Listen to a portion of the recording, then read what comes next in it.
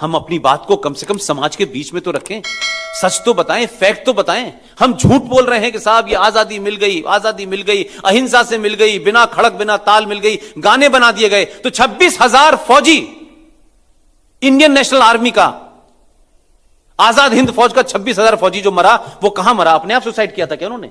60,000 में से 26,000 फौजी मारे गए। पूरी मेरठ से लेके, अलीगढ़ से लेके मुरादाबाद की पेड़ों के ऊपर जो लाशें लटकी हुई थी, वो अहिंसा कर रहे थे, आत्महत्या कर रहे थे। और ऐसे आदमी को आपने एक मुआहदा कर दिया कि यह आदमी जो है वॉर क्रिमिनल है, जब भी जिंदा या मुर्दा मिलेगा हम उसको इंग्लैंड को सौंप देंगे।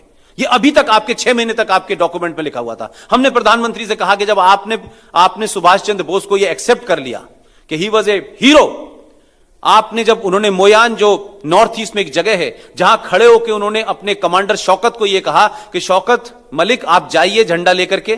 उन्होंने आजादी की घोषणा 1943 में की थी।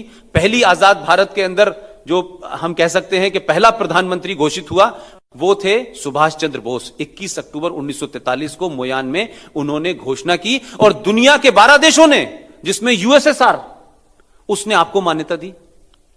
लेकिन शौकत मलिक से उन्होंने कहा कि आप दिल्ली जाइए, झंडा फहराइए। तो वो जो गीत है ना, वो कदम कदम बढ़ाए जा वाला, वो उसी से, वहीं से शुरू हुआ है। लेकिन शौकत मलिक को उस वक्त के कांग्रेस के दलालों ने, सत्ता में बैठने वालों ने शौकत मलिक को गायब कर दिया। वो मोयान से निकल के आसाम तक नहीं पहुंचे। इस कहानी के बारे में कोई पिक्चर नहीं बनती, इसमें कोई डॉक्यूमेंट्री बात नहीं होती भाई।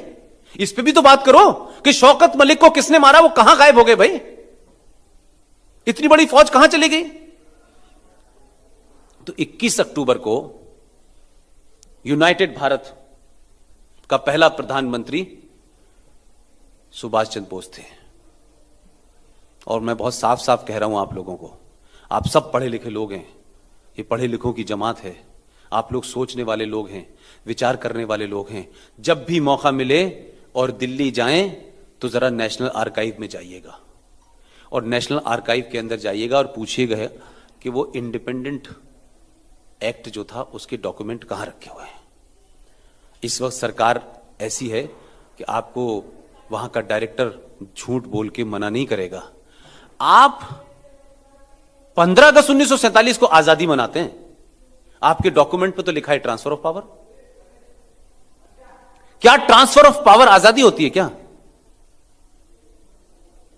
तो आप इतने बड़े बड़े झूठ आपने बोल रखे हैं, इतनी सच्चाइयों पर धूल डाल रखी है। और जो कहता है उसे कहते हैं ओ ये राइट विंगर लोग हैं, ओ ये आरएसएस के लोग हैं, ये गलत फैलाते हैं, ये झूठ फैलाते हैं। तो आप सच्चाई आपने इतनी दूर तक बंद कर रखी है कि किसी को पता ही नहीं चल रहा है। दिल्ली में जो आंदोलन कर रहे थे वो लिखते थे सुबह लेटर टू डॉटर। सुबह नाश्ते में अंग्रेज पूछता था कौन सा अखबार लेंगे आप, नाश्ते में क्या खाएंगे सर आप? वो नजरबंद थे, वो स्वतंत्रता सेनानी थे भाई। वो लेटर टू डॉटर लिख रहे थे, सुबह एक, दोपहर में एक, रात में एक। और एक स्वतंत्रता सेनानी वहां बैठा था अंडमान निकोबार में, साल में एक चिट्ठी। तो वो तो गद्दार हो गया और ये वफादार हो गए। ये प्रधानमंत्री हो गए, वो समाप्त हो गया। आप कितना छुपाएंगे भाई इस देश से? आप किसी को टैग कर देंगे ये आरएसएस का है, ये बीजेपी का है, ये राइटिस्ट है, इससे बात नहीं बनने वाली है। अगर राइटिस्ट हैं तो हैं, क्या प्रॉब्लम है? कम से कम राइटिस्ट तो हैं, आतंकवादी तो नहीं है हम जैसे मोहम्मद के सदस्य तो नहीं है भाई, हम आईएसआई के सदस्य तो नहीं है भाई, हम इस देश को तो नहीं तोड़ रहे। तो सवाल यह है कि हमको आप गाली देते देते बैक टू द वॉल करेंगे आप। तो अब लोगों ने बैक टू द वॉल होना छोड़ दिया है।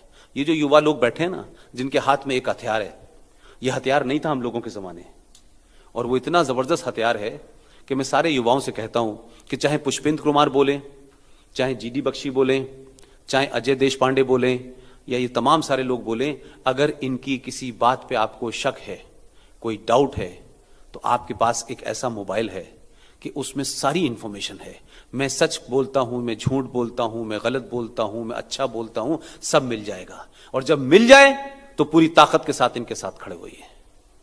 कोई कंफ्यूजन की जरूरत नहीं है कि कोई बताएगा आपको। जो बताने वाले थे उन्होंने 70 साल में इस देश के बारे में ऐसी ऐसी बातें बताई हैं जिसका कहीं वजूद ही नहीं मिल रहा हमको समझ ही नहीं आ रहा हो क्या रहा है इस देश में। इसलिए यह देश बहुत रिच था भाई, लेकिन इसको खोखला किया गया डेलिबरेटली। ऐसे हालात पैदा किए गए इस देश के अंदर कि लोगों को सच न पता चले।